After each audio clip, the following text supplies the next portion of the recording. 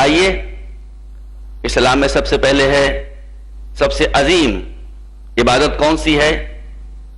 دوسرے چاہے مانے یا نہ مانے، لیکن آپ تو ہر نماز میں اعلان کرتے ہیں کہ حی علی خیر العمل، یہ آپ کا شعار ہے۔ حی علی خیر العمل کے معنی کیا ہے؟ کہ آؤ اس عمل کی طرف جو بہترین ہے۔ اور کیا آپ نے وہ نماز کی اہمیت سے کوئی شخص انکار نہیں کر سکتا، بشرطے کہ نماز کو سمجھ کر پڑھا جائے۔ دیکھیے، عبادت اور رسم کا فرق میں آپ کو بتا دوں کیا ہے۔ کوئی بھی شے ہو، روزہ ہو، نماز ہو، حج ہو، یا اور جتنی بھی عبادتیں آپ کے پیش نظر ہیں، مستحبات اور واجبات، یہ عبادت بھی ہو سکتی ہیں، یہ رسم بھی ہو سکتی ہیں۔ نماز عبادت بھی ہے، نماز رسم بھی ہے۔ حج عبادت بھی ہے، حج رسم بھی ہے۔ روزہ عبادت بھی ہے، روزہ رسم بھی ہے۔ اور یہ فیصلہ کرنے کا آپ کو خود اللہ نے اختیار دیا ہے کہ ہر عبادت کے بجا لانے کے بعد تم خود طے کر سکتے ہو کہ یہ عبادت ہے کہ رسم ہے۔ اگر عبادت ہے تو اسلام اسے قائم کرنے کے لیے آیا ہے، رسم ہے تو اسلام اسے مٹانے کے لیے آیا ہے۔ اس لیے کہ اسلام عبادتوں کو اسٹیبلش کرنا چاہتا ہے، رسموں کو مٹانا چاہتا ہے۔ عبادت اور رسم میں فرق آپ کیسے کر سکتے ہیں کہ ہر عبادت کے انجام دینے کے بعد آپ خود یہ فیصلہ کریں کہ آپ کچھ اونچے ہوئے کہ نہیں، آپ کچھ بلند ہوئے کہ نہیں، آپ کے کردار میں کچھ فرق پیدا ہوا کہ نہیں۔ اگر فرق پیدا ہوا تو عبادت ہے، اگر فرق پیدا نہیں ہوا تو رسم ہے۔ تو میں اس عبادت کی بات کر رہا ہوں، نماز کی جو عبادت ہو، اس عبادت کی بات نہیں کر رہا ہوں کہ جو رسم ہو۔ بیڑا غرق کر دیا ہے، ارے ان ملاؤں نے اسلام کا بیڑا غرق کر دیا۔ استغفر اللہ ربی واتوب الیہ۔ دیکھیے، آپ ذرا غور کیجئے کہ رسول فرماتے ہیں کہ کسی انسان کے اسلام اور ایمان کو جانچنا ہو تو یہ دیکھو کتنی ہے عقل اس کے پاس، کتنی ہے انٹلیکٹ اس کے پاس، کتنا ہے وزڈم اس کے پاس، کتنا ہے فہم و بصیرت اس کے پاس۔ اور آج ہم جب کٹھ ملاؤں کے پاس جاتے ہیں تو وہ کہتے ہیں کہ اسلام کے ناپنے کے 2 ہی بیرومیٹر ہیں، ایک یہ کہ یہ دیکھو کہ داڑھی کتنی نیچی ہے، دوسرے یہ دیکھو کہ پیجامہ کتنا اونچا ہے۔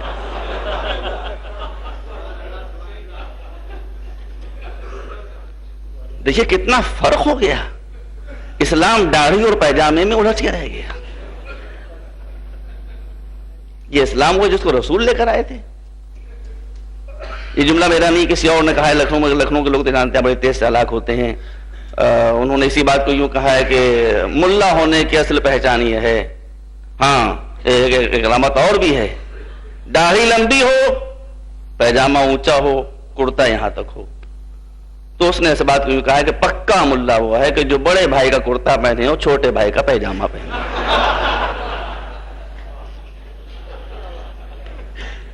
یہ وہ اسلام ہے کہ جس کو رسول لے کر آئے تھے؟ یہ وہ اسلام ہے کہ جسے حضور لے کر آئے؟ کہاں حضور کا یہ ارشاد کہ نمازوں سے بھی نہ دیکھو، روزوں سے بھی نہ دیکھو، کسی شے سے نہ دیکھو، یہ دیکھو کہ انسان کے پاس عقل کتنی ہے۔ جتنی عقل ہے اتنا اس کے پاس اسلام ہے، اتنا اس کے پاس ایمان ہے۔ یہ دیکھو علم کتنا ہے انسان کے پاس، جتنا انسان کے پاس علم ہے اتنا انسان کے پاس اسلام ہے۔ اور یہ علماء وہ ہیں جو چاہتے ہیں کہ باربرس کی دکانیں ہی بند ہو جائیں۔ داڑھی جتنی بڑھ رہی ہے، قربت اللہ بڑھتی چلی جائے، زلفیں جتنی لٹک رہی ہیں، کبھی کٹوانے کی ضرورت ہی محسوس نہ ہو تو باربر کی شاپ ہی بند ہو جائے۔ تو جناب والا یہ مسئلہ ہے۔ تو میں اس نماز کی بات نہیں کر رہا ہوں کہ جو رسمی نماز ہے، اس نماز کی بات کر رہا ہوں کہ جس کے لیے ارشاد ہوتا ہے کہ ان الصلاۃ تنہی عن الفحشاء والمنکر۔ نماز ہم نے اس لیے تم پر لازم کی ہے کہ نماز کو نماز سمجھ کر پڑھو گے تو یہ تمہارے کردار کو ساؤنڈ کر دے گی، تمہاری برائیوں کو مٹا دے گی، تم میں اچھائیاں پیدا کر دے گی، تمہاری زندگی میں انقلاب برپا کر دے گی۔ بات کیا ہے کہ ہم نماز کو پڑھتے ہیں، وقت نہیں ہے، ہم نماز کو پڑھتے ہیں مگر نماز کو سمجھ کر نہیں پڑھتے۔ ایک ٹکڑا نماز کے میں آپ کے سامنے عرض کر رہا ہوں۔ ایک جہاں سے نماز شروع ہوتی ہے، کہاں سے شروع ہوتی ہے؟ نیت کے بعد آپ کہتے ہیں اللہ اکبر، آپ کی خطا نہیں ہے، آپ کی غلطی نہیں ہے، آپ کا قصور نہیں ہے، قصور ہمارا ہے. ہم نے آپ کو یہ تو کہا ہے کہ نماز پڑھو، مگر یہ نہیں بتایا نماز کیوں پڑھو. ہم نے کیا بتایا ہے، کیوں نہیں بتایا. یہ اس وقت کی کرنٹ پرابلم ہے اور بڑی خطرناک بات ہے یہ کہ ہم نے اپنے بچوں کو صرف یہ بتایا ہے کہ کیا کرو. ان بچوں کو ہم یہ نہیں بتا پاتے کہ کیوں کرو. اس لیے وہ بچے جب تک بچے رہتے ہیں، مذہبی رہتے ہیں، جب کالجز یونیورسٹی میں پڑھتے ہیں تو پہنچتا رہتا وائی کا ان کے پاس کوئی جواب نہیں ہوتا. نتیجہ یہ ہوتا ہے کہ مذہبی بچے لامذہبی ہو جاتے. تو آپ کی کیا خطا ہے؟ خطا تو ہماری ہے. ہم نے آپ کو بتایا ہے کہ کیا ہے اسلام، یہ نہیں بتایا کیوں ہے. آج کے زمانے میں جب تک کیوں معلوم نہ ہو گاڑی اسلام کی اور دین کی، میرے عزیزوں آگے نہیں چل سکتی. تو اب نماز کہاں شروع ہوتی ہے؟ اللہ اکبر سے.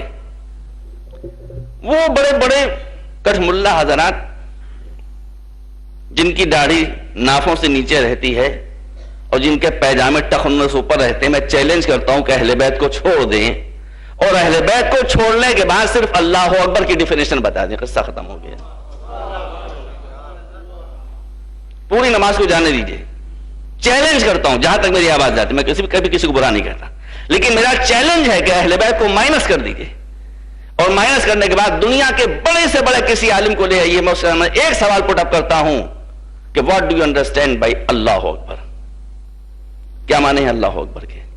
تھک جائیں گے سب، تھک گئے سب، تھک چکے ہیں سب. اس لیے آپ کے سامنے عرض کر رہا ہوں. ایک شخص نے آ کر امام جعفر صادق سے پوچھا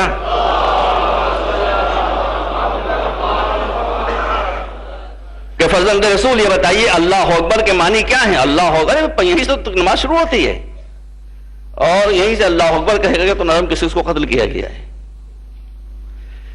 مگر اللہ اکبر کے معنی تو امام نے کہا اچھا میں بھی بتاتا ہوں اللہ اکبر کے معنی کیا ہے. پہلے یہ بتاؤں کہ فلاں فلاں فلاں وہ جو امام بنے بیٹھے تھے، کہا وہ کیا کہتے ہیں؟ کہا کہ وہ تو یہ کہتے ہیں اللہ اکبر. کیا پیاری بات کہتے ہیں. کہا کہ وہ تو کہتے ہیں کہ اللہ اکبر کے معنی یہ کہ اللہ سب سے بڑا ہے. ٹرانسلیشن تو یہی ہے اس کا کہ اللہ سب سے بڑا ہے. جی ذرا غور کیجئے گا مولا کیا جواب دیتے ہیں. اللہ اکبر کہاں، تفصیلات کا وقت ختم ہو چکا ہے. فرماتے ہیں کہ اگر وہ یہ کہتے ہیں کہ اللہ اکبر کے معنی یہ ہے کہ اللہ سب سے بڑا ہے، تو اس کا مطلب یہ کہ اللہ کی کبریائی کو اور اس کی گریٹنس کو اور اس کی عظمت کو انہوں نے ریلیٹو بنا دیا، نسبی بنا دیا، جبکہ اللہ کی کبریائی ایبسلوٹ ہے، اللہ کی بزرگی مطلق ہے.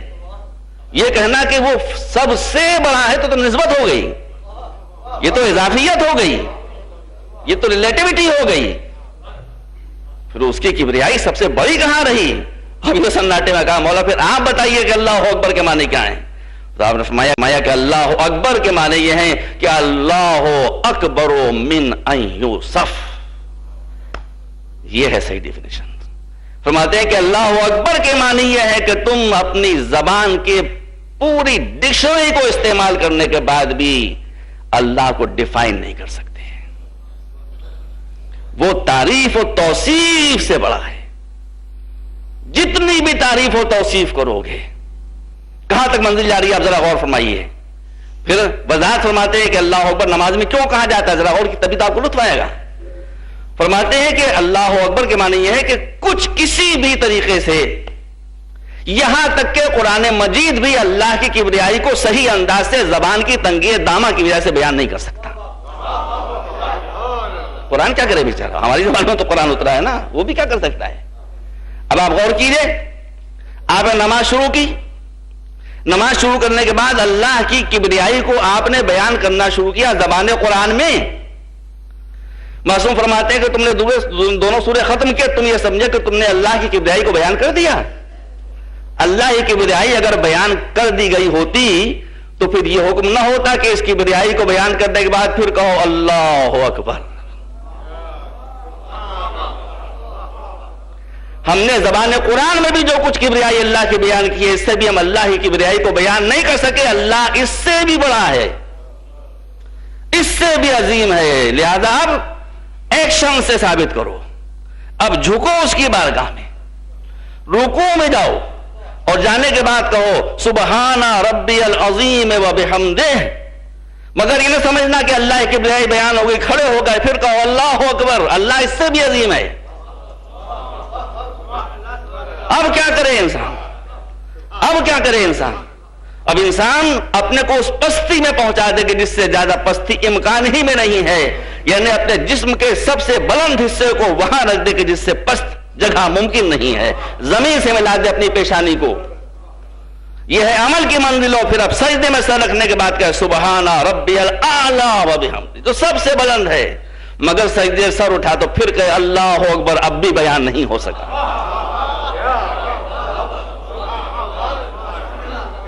پھر سجدے میں سر رکھ، پھر سجدے سر اٹھا اور کہا اب بھی نہیں بیان ہو سکا۔ مختصر یہ ہے کہ پوری نماز بہدایت الہی انجام دینے کے بعد بھی جب نماز ختم ہو تو 3 مرتبہ کہو اللہ اکبر اللہ اکبر اللہ اکبر۔